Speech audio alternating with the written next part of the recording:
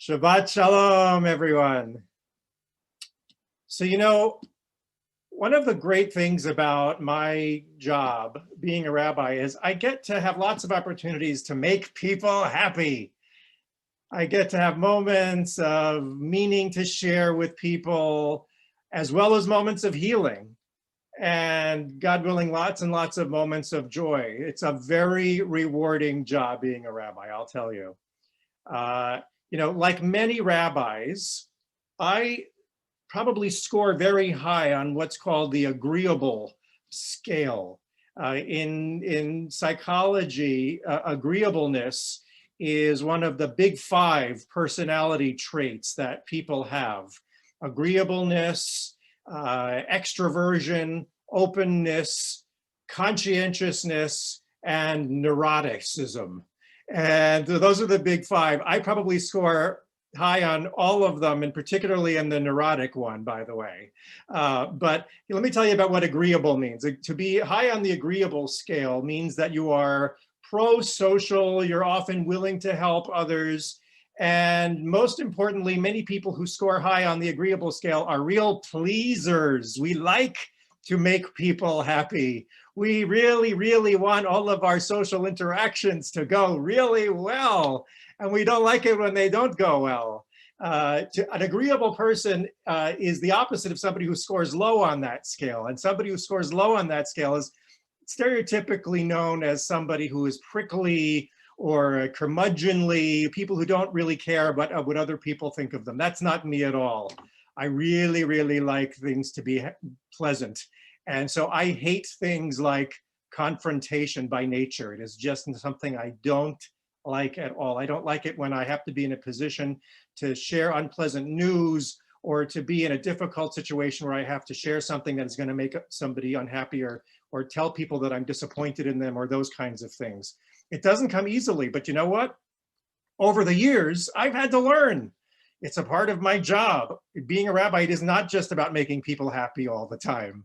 And by the way, it's also a skill, not just for rabbis, it's a skill for all human beings who want to become mature, competent human beings. We all have to have moments in our lives when we have to step up and do the thing that is uncomfortable and speak a truth that we would rather not speak.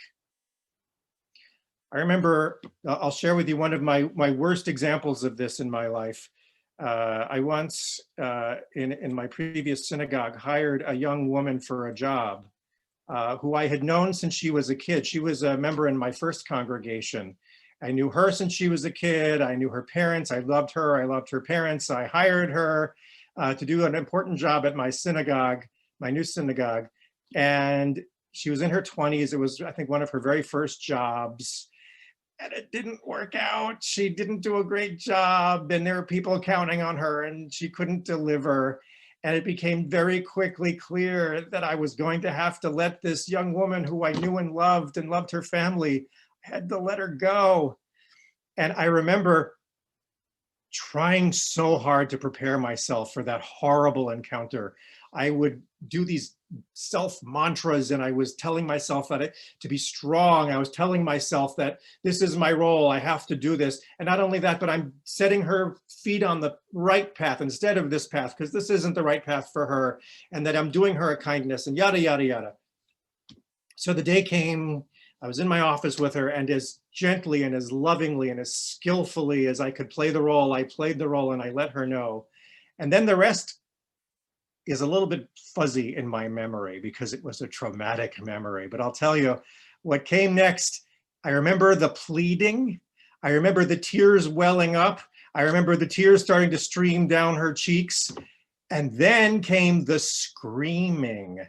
She began to scream this wail of grief and horror over and over again. People heard it all the way across the building, the screams.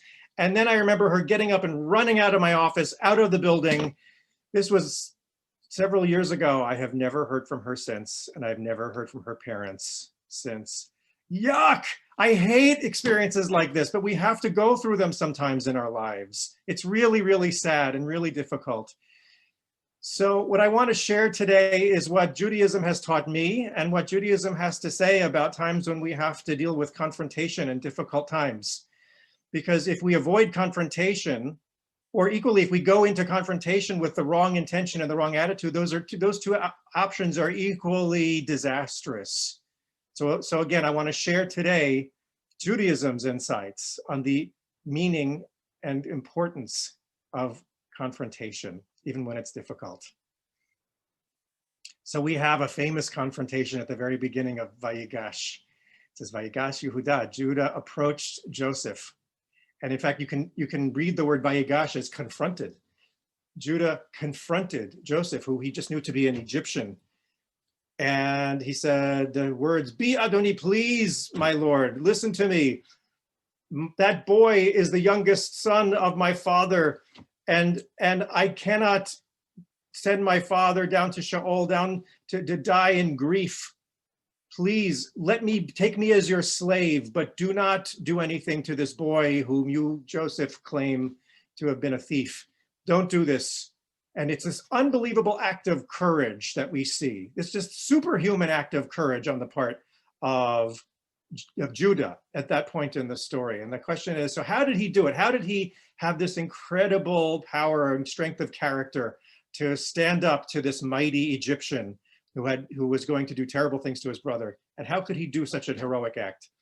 So the Midrash in Tanhuma has a very interesting quote about this moment. It says, "However wise and great Joseph was, Judah vanquished him." That's a very radical way of describing that encounter. Judah vanquished him, like it was like a battle, and Judah won the battle. Judah was the greater man. And that's quite a statement, because the rabbinic tradition sees Joseph as the tzaddik, as one of the greatest people who ever lived. But here, Judah is even greater. And why? Rabbeinu Bachya explains. He says you can find it even in the very first words that Judah shares. He says, "Be Adoni, please, my Lord," he says to Joseph. And what are you doing? You didn't turn it on. Let me just put this on.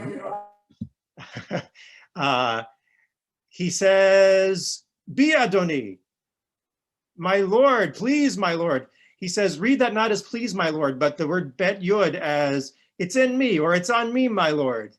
I take responsibility on myself." It's an incredible moment of leadership, of assuming profound responsibility on himself. And in that, it is his success of his confrontation. It's an extraordinary moment, especially for Judah, to put his whole life on the line for the sake of an innocent one, when years before, remember what Judah did? He threw his brother into a pit and then sold him off into slavery. So he's come a long way to that moment of Vayigash, of being willing to confront from the best of his character. By the way, this isn't the only time we see the expression Vayigash in the Torah. Remember the last time we saw that phrase or that word? It was with the story of his great-grandfather, Abraham. He says, Vayigash Avraham. Avraham also stood up in heroic confrontation. In that instance, it was the story of God arguing with God over Sodom and Gomorrah. And he says, what if there be 50 found in the city? Shofet kol haaretz lo ya'aseh mishpat. The judge of all the earth will not mete out justice. Extraordinary. Now we know that Abraham and Judah are not stellar people. They make terrible mistakes. And yet there are these moments that shine through of extraordinary courage and leadership, extraordinary abilities to speak truth to power, and most importantly, extraordinary abilities to stand up for the innocent and for the helpless.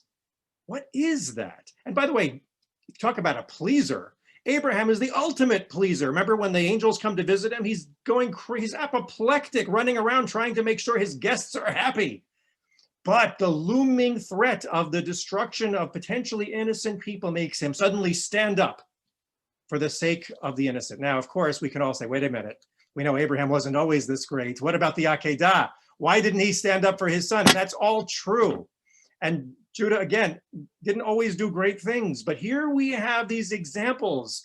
What is that? What enabled them to have these extraordinary acts of courage and leadership?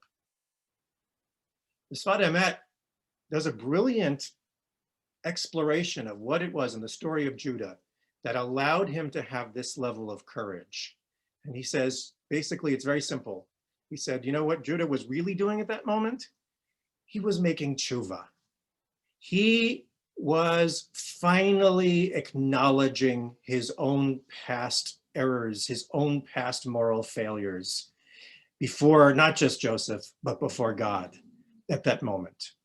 You know, yes, his brother had set him up on these tests that led him to this place. That's true. It's also true that Judah, by the way, was now a father these many years later, and he had lost his sons. He'd known the loss of children, and now he had a level of empathy he didn't have when he was younger. So all of these things led him to the strength of making tshuva at that moment. And what does making tshuva really mean? It means that at that moment, Judah was the opposite of the arrogant young man. Now he was absolute humility. He had nothing to defend about himself before the Egyptian, who was Joseph, and God. In other words, his humility was his courage. His integrity was his heroism and his bravery. And on this, the Sfat Emet teaches something very beautiful. He said, this is the greatest and most mysterious power of making tshuva, of returning to our greatest and most moral self. This is the greatest mystery of that willingness once and for all to be ultimately vulnerable, is that paradoxically it leads us to the greatest of courage. It leads us to the greatest of blessing, to transform our lives and the world for the better. The wisdom of this teaching is something that can shine through for each and every one of us in our lives. Sooner or later, we are all called upon to confront a difficult and even painful situation. Perhaps it's within our own families when we have to confront a loved one if we believe that they are going wrong or making a terrible mistake. Perhaps it's in our place of work when we have to call out the mistakes or failures of people who we know and like, who we have to work with. Perhaps it's any time when we have to bear bad news that we know are going to bring grief to other people. Times that we know we're going to get a lot of heat for doing what we must do. And yes, for some of us, there are times when we have to literally put everything on the line, maybe even our own lives, for the sake of what is right and what is just. And when we think about those moments in life that call to us, we imagine what we must do in order to prepare for those moments. Like me at that terrible experience I had years ago, maybe we think we have to prepare ourselves. We have to steel ourselves to make ourselves as strong as we possibly can to fight off the unpleasantness and the difficulty of that encounter. In other words, to try to bring a measure of defensiveness to that encounter. But the wisdom that our Parsha and our rabbinic tradition is teaching us that, in fact, at these ultimate moments, the thing that is most important is the opposite of steeling ourselves. It's the opposite of putting on a suit of armor. It is, in fact, a radical openness and vulnerability, an openness of mind, and most importantly, an openness of heart in whatever situation we put ourselves into for the sake of what is right. Now, we might think, well, if we do that, if we don't try to protect ourselves, then we are likely to get hurt. We could even get attacked. We could get burned from the experience. And to that, I can only say that is the extraordinary brilliance of the characters of both Abraham and especially Judah in this moment here, before this powerful Egyptian. Yeah, he could have gotten hurt. But what did he bring to that moment? He brought to that moment his sense of, you know what? I have done wrong in my life.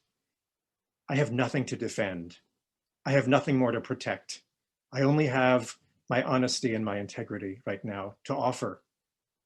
And hopefully that will bring me to protecting my youngest brother, because that's the right thing to do. You know, I worked very hard in my life to assimilate this wisdom, to live the truth of this wisdom. And Lord knows I regularly fail. I want to practice what I preach, but as we all know, it's really, really hard. But here's what I can tell you. At the times in my life when I have managed to not try to make myself like stone and rigid and strong and trying to protect and defend myself in the face of a difficult confrontation of any kind.